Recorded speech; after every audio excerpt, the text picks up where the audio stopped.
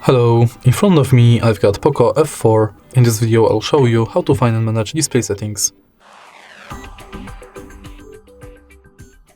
In the beginning, let's go to settings, enter display, and now right here we've got all settings for our display. Let's start with the top of the list, where you can change between light and dark mode, schedule dark mode between sunset to sunrise or custom. In more dark mode options you can adjust wallpapers to dark mode and adjust text and backgrounds automatically. Also you can adjust individual apps to dark mode. Next you can change brightness level of the display manually, automatically, or enable or disable sunlight mode. Then you can enable or disable reading mode, set it between classic, paper, or schedule it.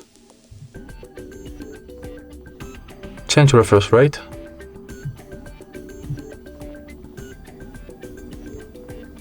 enable or disable AI HDR enhancement,